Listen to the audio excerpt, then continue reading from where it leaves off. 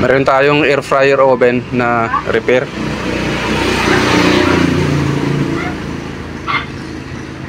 Ito.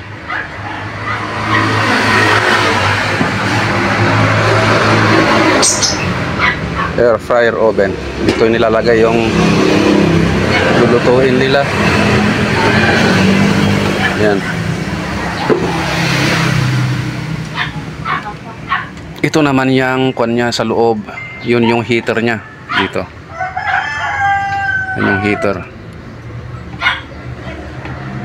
Ito yung heater niya.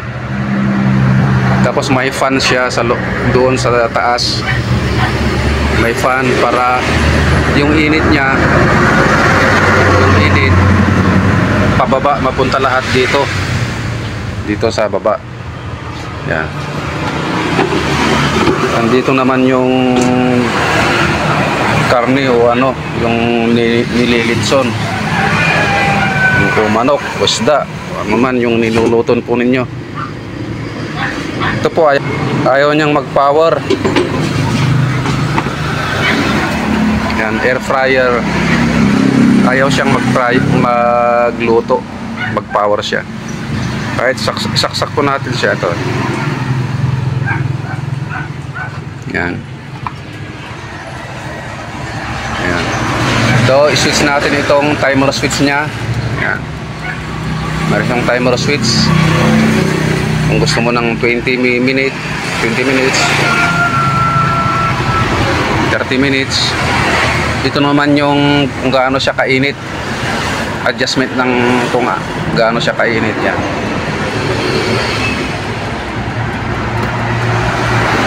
Pero dapat yan, sana naka-on na itong pan niya. Timer switch niya, wala pa rin, dapat umiilaw na yan. Umiilaw na ito.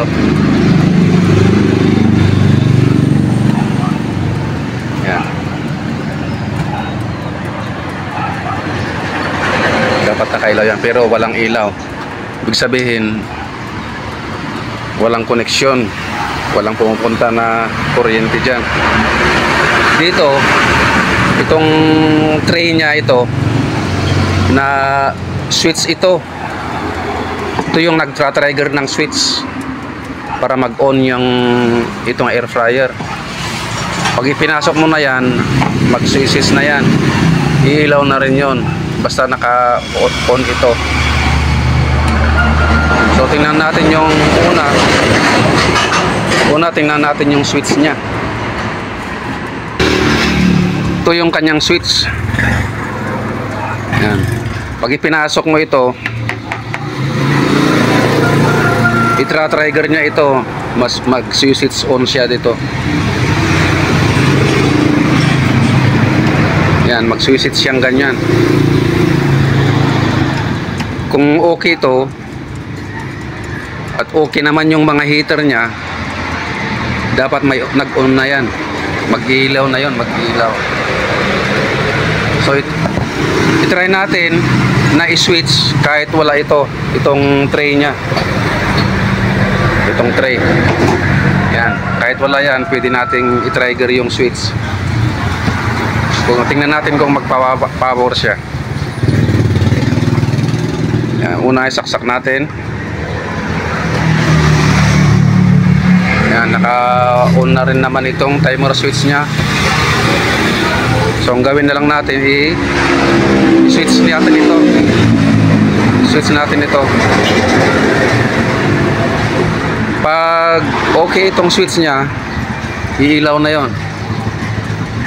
Yan, switch natin. Yan, naka-switch na. O, yan. Umiilaw na. Umiilaw yung power switch, power light niya, saka yung heat. Ibig sabihin, ito lang ang problema. Switch, hindi siguro umaabot yung nagta-trigger nito para mag-switch on. Yan, alisin natin yung ito. Alisin natin. O, ayan. Inalis ko. Wala na rin siyang power. Pag ilagay ulit natin ito, o yan, ilaw. Alisin ko. na rin siya mag-ilaw. Talagang ito yung ang problema dyan, hindi masyadong dumidikit dito, kaya hindi siya nag-on. Kahit ilagay mo ito,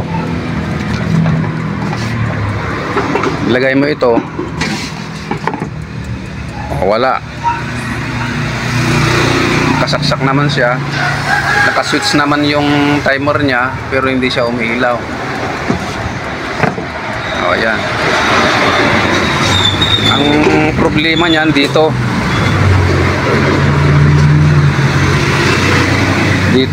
yan oh.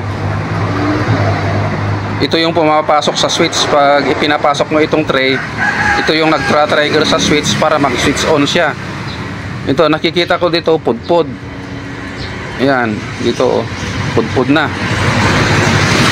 Kaya hindi na nagtra-trigger switch on yung switch pag pinapasok mo na. Hindi na siya umaabot. Hindi na umaabot. Hindi umaabot dito sa switch niya. Dito sa mismong switch niya. Papasok ng ganyan eh. Yan. Papasok ng ganyan. Hindi umaabot. Oh. Pero pag manually na ginagawa ko, nag-switch on siya. Saka mainit na rin yung ano, mainit na rin.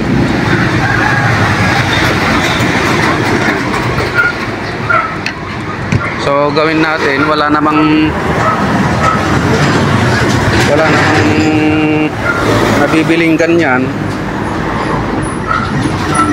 I-remedyo na lang natin.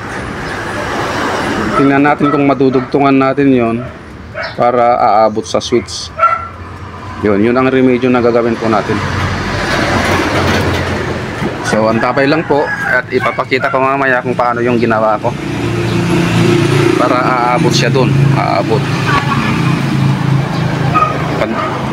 Pasamantala, alisin ko muna ito at gagawin po natin yung ito, remedyo natin yan para aabot siya dito. Tugtungan natin yan.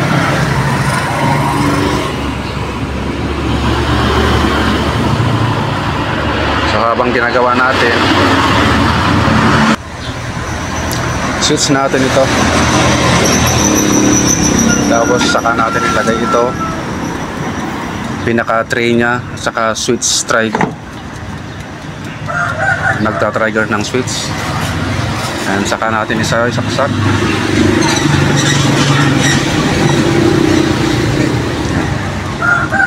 Dapat umiilaw yon, dapat nakailaw sana yan. Ito, pag inilagay mo na itong tray nya, yan, tapos naka switch on naman itong timer switch nya, iilaw sana yon. Pero wala, hindi siya umiilaw, wala siyang power. So yan yung problema. And after na magawa natin, lagyan natin ng dugtungan natin yon, kasi ito yung nagta-trigger ng switch. Dugtungan natin yan, saka natin try mamaya kung uubra na siya. Pudpud na kasi ito, pudpud, kaya alisin muna natin yan. Gagawin natin ito, i-remedyo na lang natin. Wala namang nabibiling ganito, plastic lang naman ito, yung mga plastic na medyo matibay sa init. Ito yung tray nya, mainit ito. So gawin na natin, tingnan natin kung anong magagawa natin. Ito yung gagawin natin na pan, ito yung gagamitin natin na pandugtong.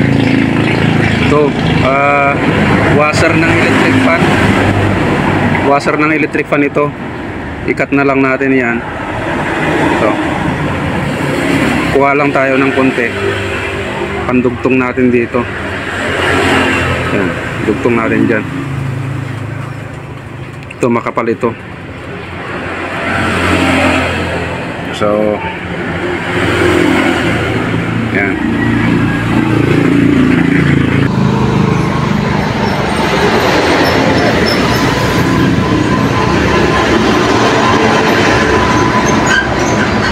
Yan, tapos na natin guys.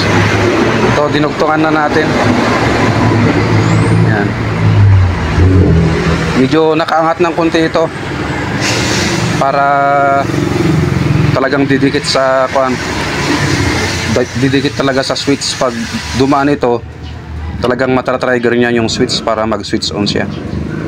Nadugtungan na. So i-try natin kung epektibo yung ginawa natin na pagdugtong. Yan, lagay na natin.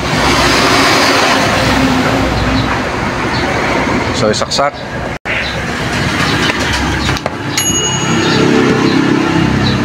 Saksak na natin ito. Yan. Uy, nahulog. Yan, wala. Kasi hindi na kaya i-switch ito. So i-switch natin. Timer switch. O yan guys, umiilaw na. Umiilaw na ito. Yan, umiilaw na. Hilahin natin yung tray nya. Kung mag-switch off siya, hilahin natin. O yan. Nag-switch off na. O wala. Wala na siyang ilaw. Ipasok ulit natin itong tray. O ayan, nag-ilaw siya ulit. Ibig sabihin, okay yung ginawa natin. Problema lang pala talaga yung switch. Yan, yung switch na yan. Ito, hindi umaabot yung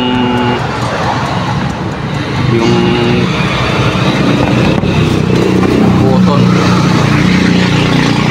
Kaya hindi siya nag-switch. So ipasok ulit natin ito. Pasok natin. Okay na. Oh.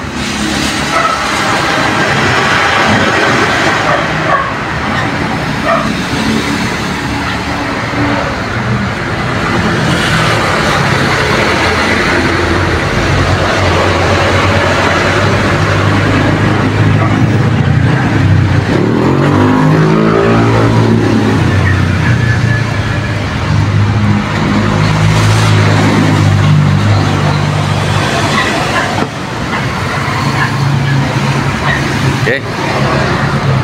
Salamat. Sana ay makapag-follow kayo sa aking Facebook. Maka-subscribe po kayo sa aking YouTube channel. Salamat po sa Diyos.